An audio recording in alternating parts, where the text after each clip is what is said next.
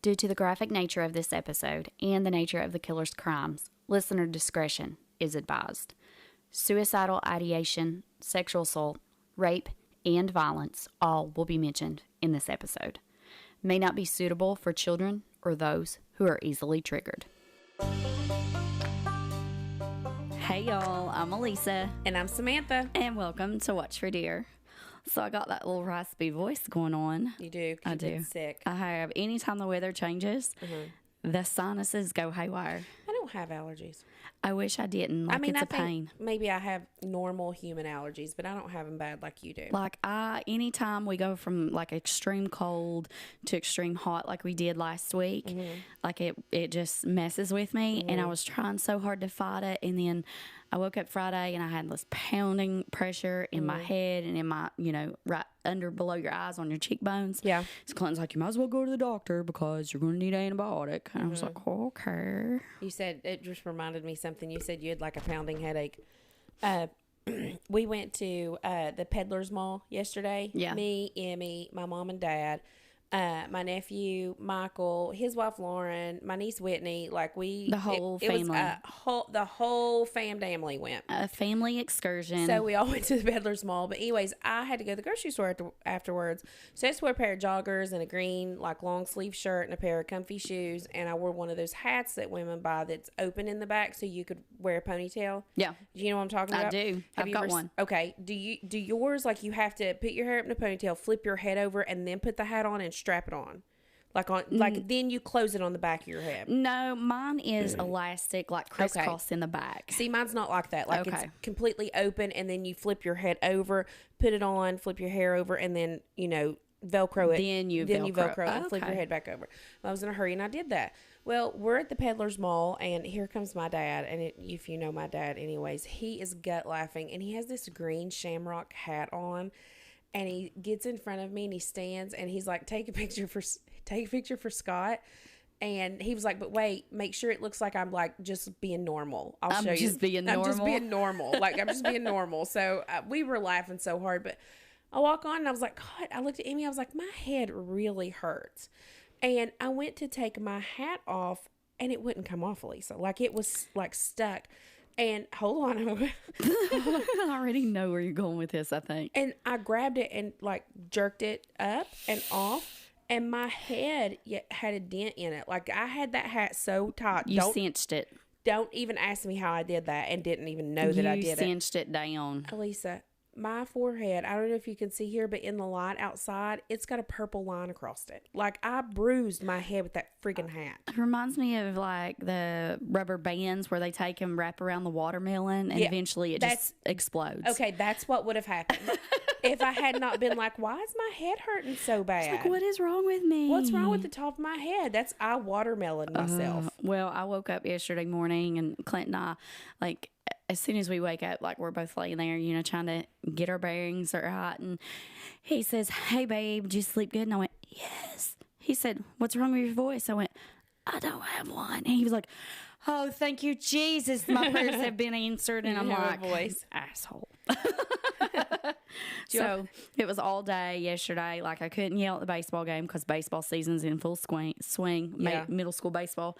And I couldn't yell, let's go Shuggy Britches. But thank you, Miss Lori. Lori yelled Shuggy Britches every time we got up to bat. She had my back. She yelled for my baby. Lori? Yeah, I'm talking about your Lori. Lori was yelling Shuggy Britches. Let's go Shuggy Britches. She's like, I said, I don't have a voice, Lori. She's like, I got you. If Dill Pickle, if you two end up missing because you were yelling, let's go Shuggy Britches, both of you, no ma'ams. And him in middle school, and that's what you're yelling at him. Listen, and you know what? We had the crowd, like some of the high schoolers Please was there. don't tell me they were yelling Shuggy Britches. Some of the high schoolers were there, and they were like rooting for our boys. And Dylan was leadoff batter, and as soon as he gets up, like the second or third time he comes up to bat, like you can hear the student section like, let's go Shuggy Britches. He's okay with that name? And he just shakes his head like he's such a mama's boy. Pickle. Like it doesn't bother him. Dill Pickle, I'm sorry. I'm sorry that they did Britches. that. No.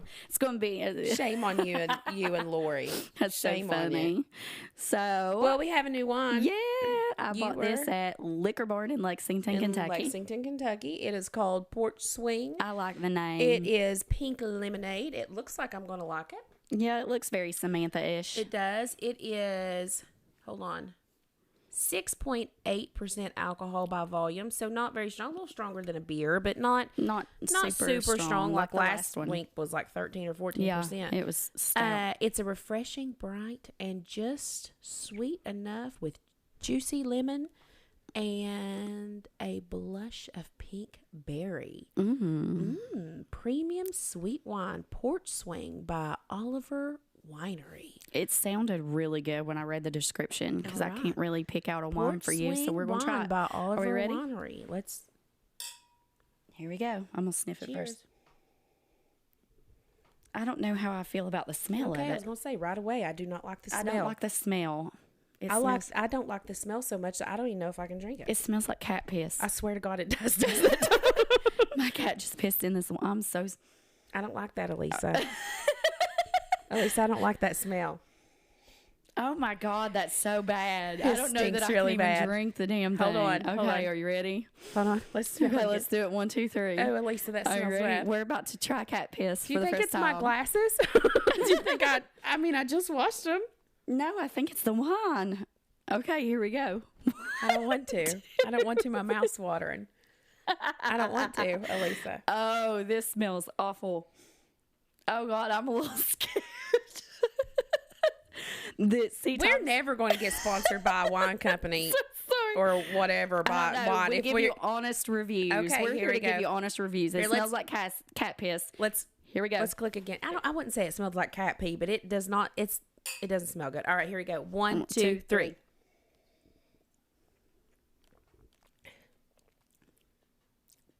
Huh? It's not bad. No. It's not bad. Huh? What does it? I do not like the smell of that, but it doesn't taste like it smells. I don't hate the taste. Just don't smell it. No, I don't like the taste. It tastes like.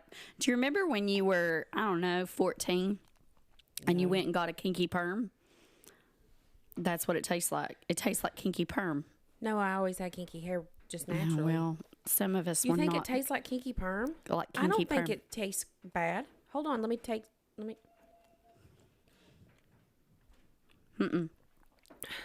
I don't think it's bad. It's got a really strong. When it first hits your mouth, like it's a very. I mean, I'm going to drink it. Bitter. But it's not something I would buy again. The smell, though, I'm going to drink it if I cannot smell it. It's not something that I would purchase again. Porch Swing by Oliver Winery. It's a no for me. Yeah, I'm not digging it. I'm sorry. I mean, I could drink it. It's not very dry. It's not the perfect smoothness for me. Yeah. I don't like the smell. I think the smell's awful. I disagree with you though about cat pee. It stinks. It smells. It smells weird, but I don't maybe know. it smells like when you've washed your laundry and you left it sit in like the washer too long. Are you sure it's not those glasses? I don't know. Do better. I mean, I just washed dishes. Smell the wine. Oh, that makes more sense. Smell the wine, but I'm pretty sure it's the wine. Think maybe like something got in those glass, but those glasses hang upside down at the bar. It's That's not what like I'm saying. I really think it's. Nope, it's the wine. It's the wine. Okay, Here. so that is a no. Here, smell the wine. Smell the wine. Straight out of the bottle. Straight out of the bottle. It smells like soured clothes. I feel like I'm not digging it. And I don't know. I don't know what's up with our sound. Are we recording? I hope. I mean, it's pulling us, but we can't hear it through our headsets. It's just going. We're having some technical issues, so do you want I to don't pause know. it and play it back? It's still recording, so we're just going to ignore it. Okay, carry on. So we're going to ignore it. So is the story bad today? So I'm going to go ahead and issue out a trigger warning for this one. So we did a very fun, nostalgic topic last week with the McScandal. You see my face? I do see your face. And this and the way we were looking at the wine was why we need video. Like, we just need video. You not need video of me. I'm in a gray sweatpants, my socks. I'm just not in video. No, man. No, I mean, it would take a lot of effort for us to do video because we'd have to actually look presentable because we do not look presentable. No. Sunday is the day of rest. It is. It's the day. It's a day. So, going to issue a trigger warning. Like I said, we did a fun, nostalgic one last week. Sam's working on one that probably won't be as bad as this one, so hopefully she'll get that done and we can bring it to you week after. But this one it's a little rough. It's a little rough. So we're going to dive right in. Yeah, let's go. John Edward Robinson was born December 27th of 1943 in a little Illinois town located just outside Chicago to Henry and Alberta Robinson. The Robinsons had a total of 5 kids. Now, Henry, John's dad, was an alcoholic, but he was a really hard worker, and he was employed by Western Electric as a machinist, and his mother was a very strict disciplinarian, which is pretty common in the 40s and 50s when these kids were born. See, you're not digging the wine. Your I got face. a smell of it again. Oh, I like the taste of it, but hold your nose. I don't know if I'm going to be able to drink it for the taste. So when John was younger, he was a very scrappy young man who always seemed to get... Hold on. I gagged myself. Wait. Hold on. She's about to throw. No, it's just a thought. No, I'm not going to throw up. It's not the wine. It was just the thought. And I kind of, when you said that, and I was like, it's the smell. And like, I've got a very weak stomach, so it gagged me a little bit. I didn't mean to. Yeah. I'm fine. 0 out of 10. We don't recommend this one. No, I'm fine. I'm fine. You look a little green. All right. So, John was a scrappy young man who always seemed to get in trouble. Not only that, he was also a terrible student, and he had no desire to do any better in school. He spent most of his time in detention due to his behavior. Mm-hmm. He loved fighting, and he often fought with most of his classmates. And it didn't matter what it was. He just liked getting in scraps. Like, he didn't have to have a reason. Yeah. He was just one of those kids that liked to fight. Sure. I mean, I'm a teacher. I've seen kids like that before. Yeah, they just like to start trouble. Sure. He even confided in some of his friends that he wanted to either A, become a priest, or B, join the mafia. So this is this kid's goal. He wants to either, you got both ends of the spectrum here. You either want to join a priest, be a priest. Do you want to join the priesthood? The priesthood, or you want to join the mafia. That's one extreme to another. I don't even, that's a lot. But he later would attend a private boys' school for aspiring priests. Mm-hmm. But unfortunately, he was quickly kicked out due to his unruly behavior. Yeah. In 1957, he would enroll in the Quigley Preparatory Seminary and go on to graduate from there at the age of 17 in 1961. What's this guy's name? John Edward Robinson. Okay. Robinson left the idea of priesthood behind and promptly enrolled at a junior college to become a radiographer. But once again, school was not his thing, and he dropped out only after going 2 years. I'm shocked he even got 2 years in, judging by his track record. Now, he would later meet and marry 20-year-old Nancy Jo Lynch in 1964 while he was working at a Chicago hospital. John would later lose his job for embezzling from the hospital. He managed to stay out of trouble and promised the hospital that he would pay them back if they promised not to turn him in to the authorities. So, after they agreed to that deal, he and Nancy skipped town. He's like, see ya. Wouldn't want to be you, deuces.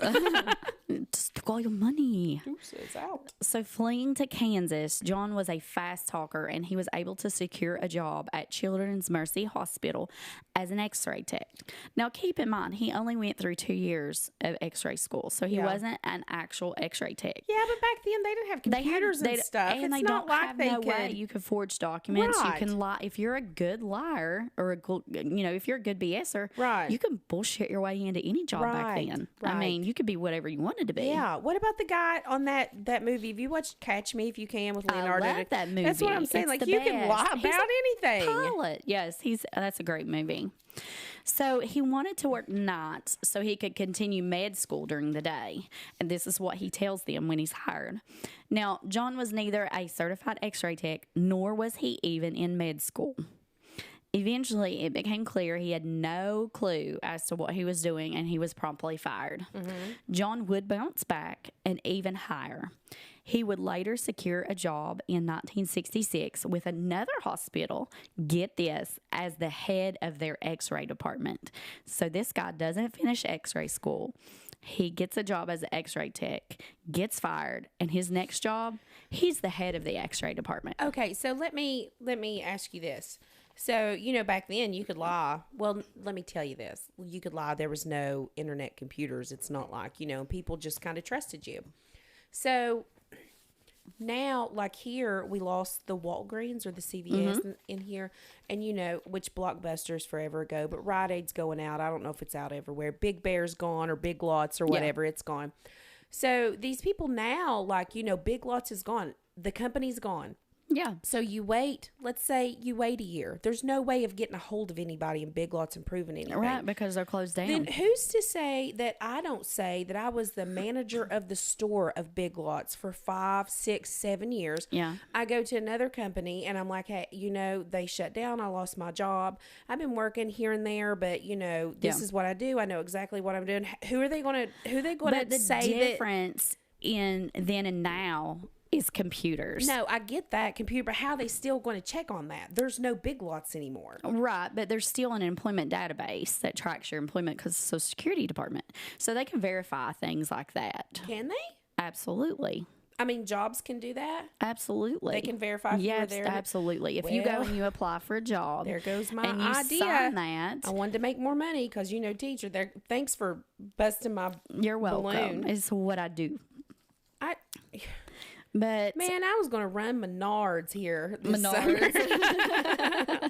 I was going to be over that store. I was going to be over Menards. No, but I really thought that, I was like, why? What keeps people from doing that? Well, I guess what you just said. Yeah, no, they're I didn't know, with computers, it's impossible to stay off the grid now. Is it? It is. Our phones are always listening to us. Oh, yeah. Always. 100%. After this conversation, I guarantee Menards is going to pop up. Pop up on my Facebook. For sure. Oh. Are you hiring? We're hiring. Yeah. Menards is hiring. Menards is hiring. Here you go. Yeah. Or it's going to be something like for, a shaver for Menards. Yeah. Something. It's going to be something weird. Menard shaver for your nards. Never mind. I was trying to make a joke and it wasn't funny. Keep reading. Now I'm embarrassed. I'm embarrassed. Every time Emily and I pass Menards, every time, especially if it's dark outside, they have the lighting and all this stuff. I'd be like, Emily, Menards is bright. She's like, Menards is shiny. Like it's the funniest thing we do. Menards is glowy. Yeah. I get it. Okay. I get it. It's not funny. Never mind. Just keep going. I hate you. I hate you. I would drink some wine if you didn't bring me cat pee. Well, it is what it is. Let's go. Now, John led a double life. He'd often dote on his kids, and then he'd be seen out drinking and whoring the night away. John would find himself in trouble yet again for embezzling from the hospital, but this time it would be over $100,000. Ooh. This time he wasn't so lucky. He would be arrested, and he was found guilty, but he got off with a slap on the wrist, just serving 3 years probation. Robinson would continually run embezzlements and would even pretend to be a lawyer and scam a young woman out of $200 and her car as payment for a divorce. Shortly after this facade, Robinson ran an ad in the paper that he was looking to hire a sales rep for his business. He ended up hiring a high school graduate. Her name was Paula Godfrey, and he told her he was going to fly her to San Antonio to take clerical classes. Robinson came. He picked her up from her home to take her to the airport to fly her out for her training. She was never seen nor heard from again. Once they realized that she was missing, her father hired a PI and filed a missing persons report. Now, Mr. Godfrey had suspected that Robinson was responsible for Paula's disappearance, and he had even told him at one time that he had better be hearing from his daughter. Just a few days after that conversation, a letter arrived at Mr. Godfrey's address claiming that Paula was fine, she was okay, you didn't need to call the cops, she was living it up. Now, Mr. Godfrey, going with his parental gut instinct, he takes this letter to the cops because he did not believe that it was Paula. Not long after the first letter, the police department received another letter, seemingly from Paula, implying that she had been in an argument with her family and she didn't want to be contacted. So at this time, he not only sent a letter to her dad saying, I'm fine, everything's okay. He goes and he sends a letter to the police department saying, me and my family's arguing. I'm an adult. I'm a grown woman. I don't want to be found. Leave me alone. That's sad. Mr. Godfrey knew Robinson had done something, but like the most of these true crime cases, the authorities just really didn't seem to care. And they closed the case, quoting that there was no wrongdoing. Shortly after, Robinson began renting out a duplex as he now decided to try his hand at pimping. Robinson turned his duplex into a brothel and was successful long enough to make rent on the building. It is believed that at this time, Robinson had immersed himself in the fantasy world of BDSM, and he had even joined a sex cult called the International Council of Masters. Okay. Well, this story went left field really fast. I knew you'd love this one. Never mind, go ahead. Google it. I don't know what some of those letters stand BDSM? for. I don't know what that stands for. Do it. Just Google it. I don't want to. Do it. No, because I don't want a virus. No, you won't get a virus. No, just Google going. it. No, I can tell you what it is, but I'm not. It's I feel like you need to know. I feel like maybe I should pause it. Why would I need to know that? For the story's sake. Why do you need to pause it? Can you not say it? Is it that bad? I mean, it's a form of. It's a form of kink play. Okay, just leave it at that. I don't know what that is. Okay. I mean, I know what. I mean, I don't. Okay, just go. Just go. I found enough. I've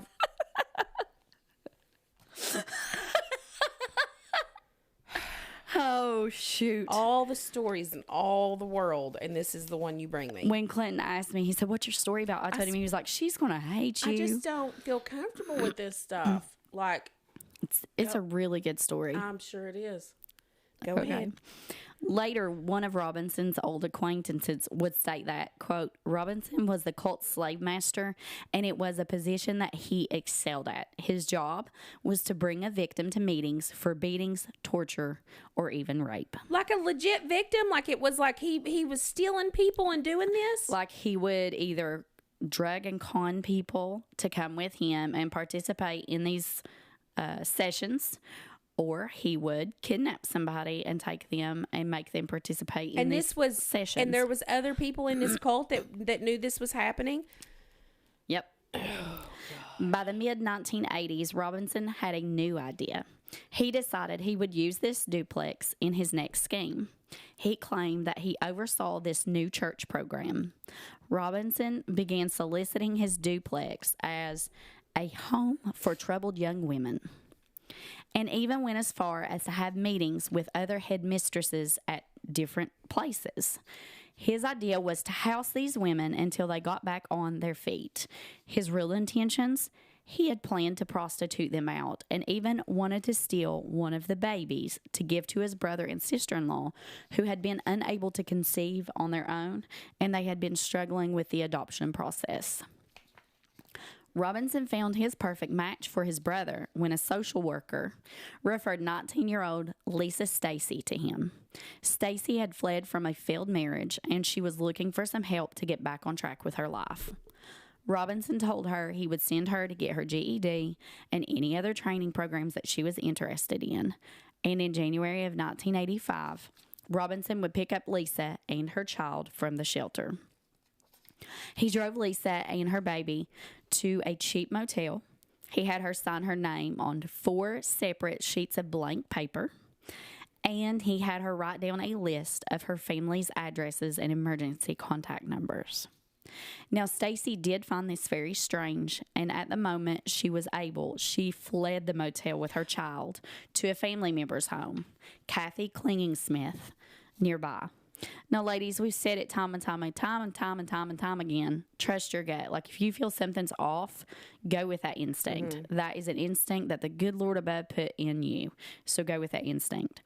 But I'm also a little curious, if she was able to flee there in the first place, why go to a women's shelter? Like, why didn't she go straight to this family member's home when she was in trouble? Oh, I don't know. You know what I mean? Like, I just don't know. Like, I don't know. But, you know, family problems, who knows? But Robinson was able to track her and the child down and demanded for them to leave with him. He was furious that they had left the hotel and was so being scared of this man, Stacy and her baby loaded back up in the car with Robinson. Clinging Smith would regret ever letting them walk out the door. Lisa Stacy was never seen again. It's just so crazy to me. Like, I just, thank God I've never been in that position. Go ahead. I don't know what to say. Her beautiful baby girl, she was now the daughter of his brother, Don, and his wife. Many young women associated with Robinson kept going missing. Officer Hames, who had been working on Paula Godfrey's case, had begun to see a connection to Robinson and these notes. He went even as far to call it into the FBI, but the FBI did not move quickly. April of 1985, Robinson runs into a young woman while visiting McDonald's by the name of Teresa Williams. Williams was just like most of the women in this horrendous case. She was struggling. She was working 2 low-paying jobs. She was trying her best to keep her head above water. Robinson decided, after looking at her up and down, that the very best way for her to make money was with her body. She was a curvaceous lady, beautiful lady, and he was like, I can tell you how you can make some money, honey. This started out pretty good for her. She was able to rake in a few $1,000s at a time. There was one client who had pushed the bar entirely too far. Now, keep in mind, he dabbles in BDSM kink play. So this is very rough, very bondage type play. When she was taken down to his basement. No, ma'am. No, which was Skip it. I sugarcoat it. When she was taken down to his basement, which was more like a dungeon, and he requested certain performances by her, she bolted and she left. Thank you for that. You're very welcome. And smart girl. Robinson She should have never went to the basement in the first not place. Have. Well, actually, she should have never done that in the first place. Yep. But good for her So for at this bolting. point, she's working with Robinson, so she is agreeing to prostitution. But what this particular client had asked her to do, it was too much. It was just over her comfort level. Yeah. So she was not comfortable with that. So she left. Robinson was not happy that she left because that was one of his big paying clients, and he left that client high and dry. So he busts into her room while she was sleeping, and he began spanking her and threatened to blow her brains out. He pulled out a gun from behind his back and pulled the trigger. Click, the gun was empty. Relief washed over her, but only for a moment. Robinson flipped her over onto her stomach and began assaulting her. She knew at this point she was probably going to die at the hands of Robinson. While she was at a laundromat, 2 agents had approached her, and she told them that Robinson was getting ready to take her to the Bahamas. And they knew this was not going to be good for her. And that's probably not where she was. Did she think that? Did she really believe that's that? what he told her. He was going to take her to the Bahamas. And she believed that she was going to the Bahamas. Yep. So they placed her in protective custody as they continued to investigate Robinson. But by the time that Robinson had realized that she was missing, she had already given the authorities a testimony. But to her surprise, Robinson would be arrested once again on embezzlement charges and found guilty in January of 1986. He would serve 7 years in prison. But prior to this arrest, he would have time to murder one more woman. So where does this girl think her baby's at? That girl's dead. That's Lisa Stacy. This one is Teresa. Oh, okay. Never mind. I remember. Teresa Williams. I'm with you now. Lisa Stacy had the baby. Yeah. She's dead. She's dead. Yep. This lady is alive and Right. she's in protective custody Right. and she's, tailing on him. Okay. But while she's in protective custody, he did have time to murder one more woman by the name of Catherine Clampett. She had answered an ad in the paper that Robinson had placed looking for work and stated that it may include some travel. This was not the case, as we know, and Clampett was never seen again. Now he's out on parole in 1993. He's 49 years old, and he would be right back at it again. What's this guy's name? John Robinson. John Robinson. Robinson. I John want to look Edward. this guy up while we're doing this. I want to see a picture. Like, I want a face to go with this. Okay. John Edward Robinson. Edward. He is like one of the first Robinson. internet serial killers. John Edward Robinson.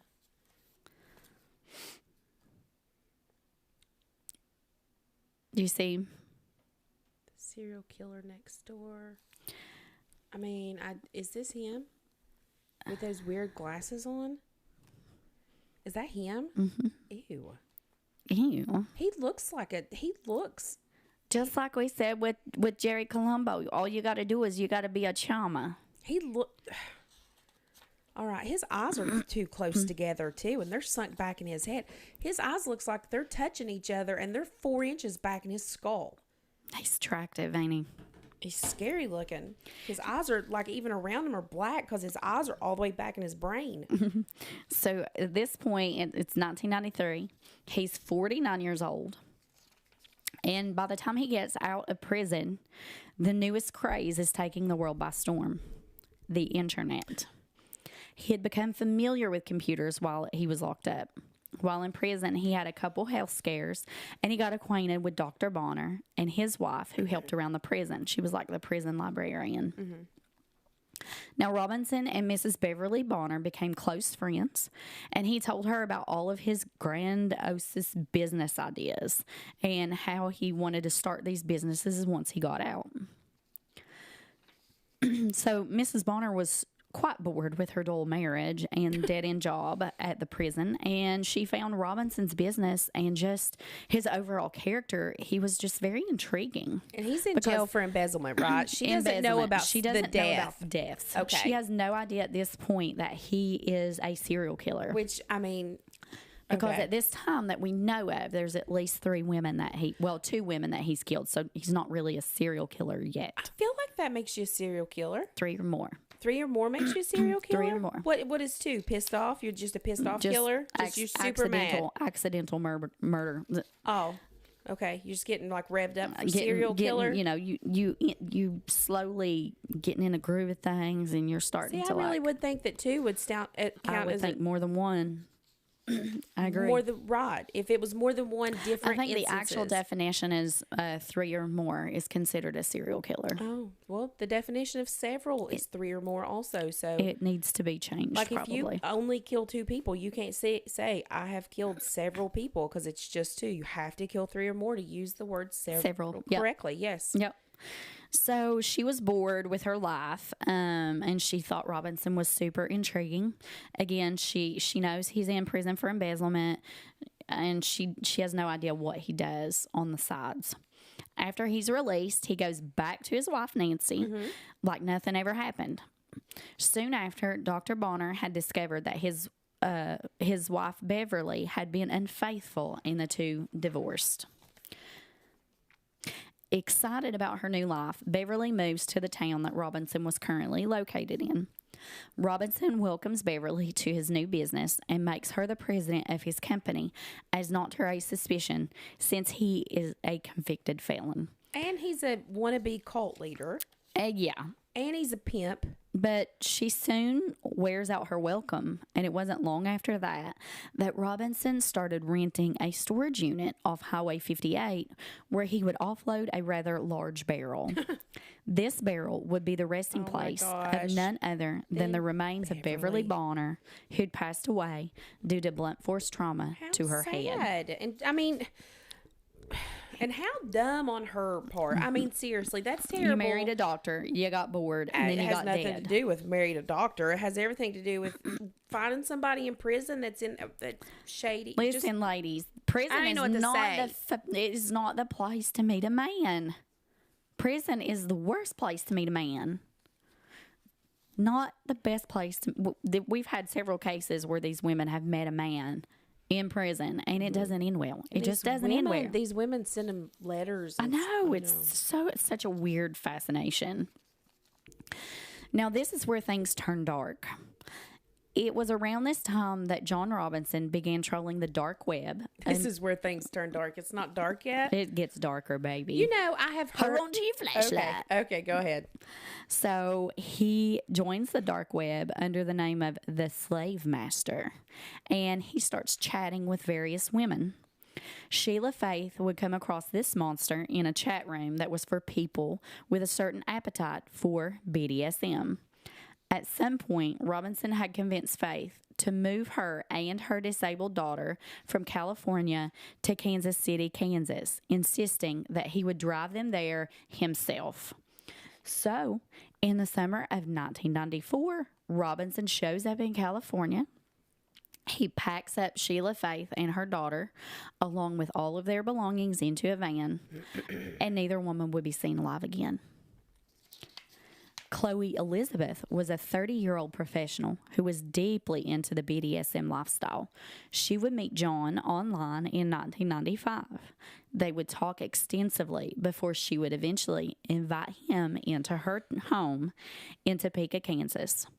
When Robinson showed up on her doorstep, Chloe opened the door wearing a very sultry outfit, and she sees a very handsome man in a nice suit. No, she didn't. With a dog collar in No, I his promise hand. she did not see a handsome man. No, I he just wasn't saw handsome. pictures of him, and He's no, not she handsome. didn't. She saw a man whose head wouldn't fit in a 5-gallon bucket, is what she saw. Whose eyes were 4 inches back to his eyes were so far back in his head it looked like his ears were. Maybe the dating pool was very shallow back then. His ears were more forward than his eyeballs. Ears forward than his eyeballs. So I don't know why you decide whatever. That's not. No, she did not see a good looking man. So as he walked in, this collar quickly went around her neck before being attached to a leash, and then she led her master back to her bedroom where they became intimate. After her session, they met often and frequently, and he even had her sign a contract stating that she was his submissive.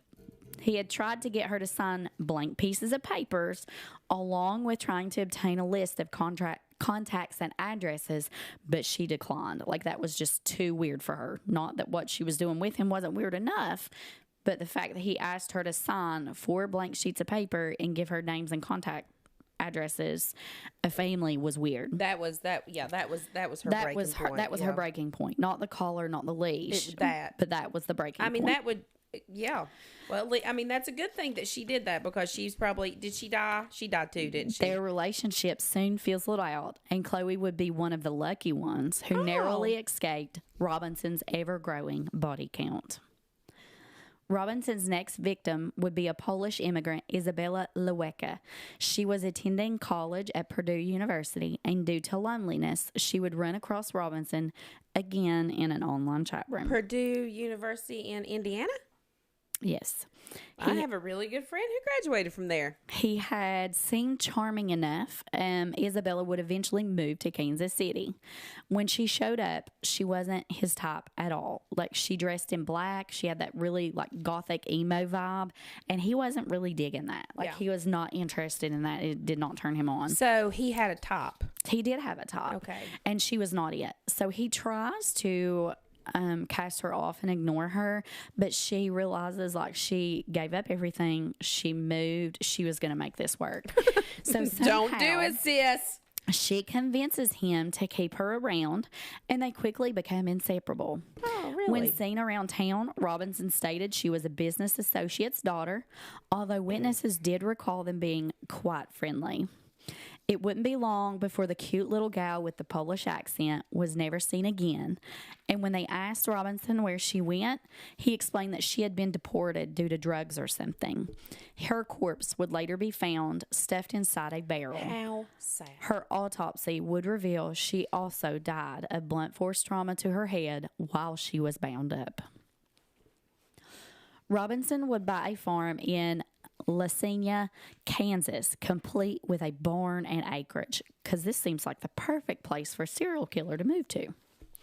In the spring of 2000, Robinson would meet a 28-year-old woman, Suzette Troughton, in a BDSM chat room, and they would talk all the time. By Valentine's Day of 2000, he convinced her to come out to Kansas City to meet him and to potentially be hired by him.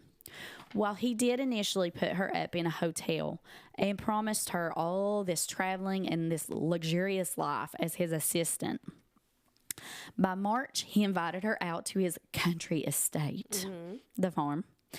Now, her remains would later be found on this property. He would use her online contacts to impersonate her, and this is where he would find her friend, Crystal. Crystal was also into BDSM, just like Suzette was. But Crystal wasn't buying it, though, and kept in contact to try and figure out what happened to her friend. So Crystal had the wherewithal, as they're conversing back and forth on the internet.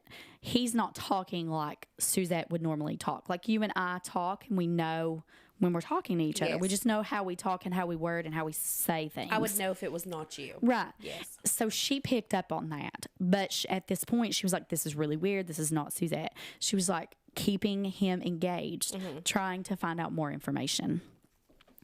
By March of 2000, the cops were closing in on Robinson, and Crystal had handed over their emails.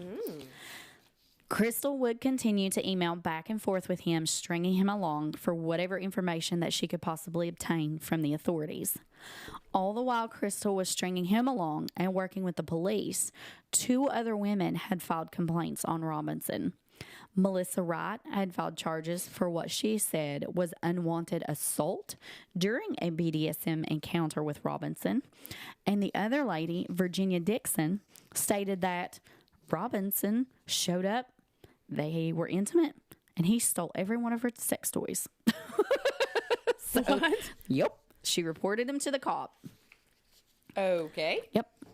These allegations were enough to issue a warrant for John Robinson's arrest. So they have a warrant for his arrest? Over sex toys. Okay. All right. And, I mean, he was too rough. Right. Yeah. He assaulted this other lady, too. But can you imagine the slave master being, like, compliant and, like, submissive? Well, they take him into custody, and he was very compliant. He just went with the flow. He didn't fight. He didn't argue. You know, he just went along with it. Did you just ask me if I could imagine a slave master being very compliant and submissive? Right. Because Like, they're dominant. They're a very dominant personality. You're speaking to me about something that I don't.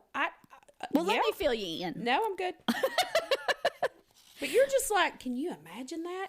I don't know what I'm imagining. Imagine an authority figure being reprimanded and just being chill with it. I'll explain after we're off here. I need this story to be over. I need him to go to jail, or he fried or something, or something like that. I just want it just finish, Elisa. Oh, we've only got like 6 more pages. Are you serious? No. Did you see how thick that is? When you're telling stories like this, I never trusted what's going to come out of your mouth, and I'm sweating the whole time. I'm afraid you're going to say something like super bad. Oh, it gets amazing. And my mama's going to hear it. No, I won't say anything super bad. Yeah, I always try to water it down because, like I said, we try to keep it, PG-13. She's going to call me, and she's going to be like, Samantha Lee. And I'm like, it wasn't me, Mom. It wasn't her. It was her. It was all her. Here's her phone number. Call her. Yell at her. I'm behaving, Patty. Don't come at me. Now, during the search of his property, the authorities found a plastic box that contained personal belongings to several of the missing women. Eventually, dogs would be used to search his property and sniff out any evidence. And of course, you cannot hide evidence from a good old doggo. One Saturday morning, they began barking in front of a few sealed barrels. Upon opening those barrels, authorities discovered 2 different sets of decomposing remains. Quote, as Sergeant Roth was rolling the barrel out, it fell. Then when it fell, a thin line came down the side. And it was just a thin red line. And this fly went boop and landed on that red line. And we knew right then, and there's that. That's blood. Brown said soon after the authorities were tipped off about his storage unit off Highway 58. I thought you were going to say, like, that it cracked open and bodies, like decomposing bodies, like spilled everywhere. You're funny. No, I'm still grossed out. 3 more sealed barrels were discovered, each containing 3 more sets of remains. Once we looked in there, we saw who we believed to be Suzette Troughton. Then the second barrel was all of a sudden very interesting, and we opened that barrel up. There was a second body in that one, and we immediately thought Isabella Lewicka. June 13th, 2000. Robinson would be charged with 5 counts first-degree murder. The known victims that were fully identified and retrieved from John's farmhouse property was Isabella and Suzette. The other 3 bodies recovered came from the storage unit and contained the remains of Beverly Bonner, Sheila Faith, and her daughter Debbie Faith. Paula Godfrey, Lisa Stacey, and Catherine Clampett had never been recovered, but all are presumed to be deceased by the hands of Robinson. Robinson's case went to the trial in fall of 2002 and was given the death penalty. Nice. Probably one of the worst revelations was when his brother Don and his wife Helen had to accept that their adopted daughter, Heather, was potentially the child of a woman that his brother had killed. Hold on a second. So his brother and... Hold on. They didn't know what was going on, and so they actually thought that was an adopted baby? Yep. How stupid could you be? Like, did they fill out paperwork and stuff? So, I'll get to that. Oh, my gosh. Just settle down. So, but Dawn and Helen had to accept that their adopted daughter, Heather, was potentially the child of a woman that his brother killed. DNA testing would confirm that the daughter of Dawn and Helen was, in fact, Lisa Stacey's baby girl, Tiffany. How old was Heather or Tiffany? How old was Tiffany? I'm getting ready to tell you. Excited. Sorry. So excited. I know it's like a big curveball, right? Yeah. So, how was your week? Huh? How was your week? How was my week? Yeah, your week good? Ma'am, go. Read. Heather or Tiffany? No, let's call her Tiffany. Her name is Tiffany. She had always gotten a strange and creepy feeling when she was around her Uncle John. She was just 15 years old when the case broke and she discovered her true identity. Dawn and Helen had never received any charges as they had no clue their adopted daughter had been stolen. Robinson had initially told them that her mother had committed suicide. Now, I can't help but question this just like you did. If I come to you and I say, hey, I want a child, I'm having trouble with the adoption process, we can't conceive, we really want a baby, and you bring me a child, I'm going to have questions for you. Right. You're going to want... Right. There are legalities that have to be followed. You have it's to a have process. Birth certificates and stuff. It's a lot. Like, it's such a big to-do thing. Right. So it strikes me strange that these two people just took this child with any questions. As for his wife, Nancy, she finally divorced him in 2005, but investigators said it's unclear exactly how much she may have known about his activities. I think because that she had to always know. denied. She had always denied. She always claimed that she was always in the dark about all of this. Now, he was found guilty and he received the death penalty in 2003 for those 3 murders that were committed in Kansas. 2 years later, as part of a plea deal, he admitted responsibility in 5 other murders that were committed in Missouri, for which he received multiple life sentences without the possibility of parole. In November of 2015, the Kansas Supreme Court vacated the Troughton and Stacey murder convictions on technicalities, but they upheld the Lewicka conviction and its accompanying death sentence. Robinson currently remains on death row at the El Dorado Correctional Facility in Kansas. Now, in 2005, Heather Robinson, or Tiffany Stacey, filed a civil suit against Truman Medical Center in Kansas City and a social worker, Karen Gaddis. The suit accused Gaddis of putting Robinson in contact with Stacy and her newborn daughter in 1984 after he told Gaddis that he had ran a charitable organization assisting unwed mothers of white babies. In 2007, Heather and the hospital reached a settlement for an undisclosed sum, which Heather said she would split with her biological grandmother, Patricia Sylvester. Heather won a second judgment in 2007, preventing Robinson from profiting from any future potential book sales or film rights. In 2006, the body of a young woman was found in a barrel in an area of rural Iowa where Robinson reportedly had a business partner. She was initially considered to be another possible victim, but she was later identified and ruled out. So at the time when he had taken Lisa, Stacy, and Tiffany, Tiffany was about 4 months old. So from 4 months until the age of 15 years old, she had no idea that her mother had been murdered and that she had just been handed over to her murderer's brother. So what, I mean, does she still have anything to do with the brother and his wife, the ones who raised? I don't know. I don't Google it. I don't know. I didn't, like, I read a book, of course I read a book, but I also got like my information from Wiki, Investigation Discovery, ABC News. Yeah. But the book that I read was... I tell you what bothers me is that he's still on death row. I don't understand. How long has he been on death row? So like, they had initially wanted to... kill him, obviously, you know, to put him out of his misery. But a lot of these missing women's families, they kept fighting because they knew without a shred of a doubt that they'd never recover.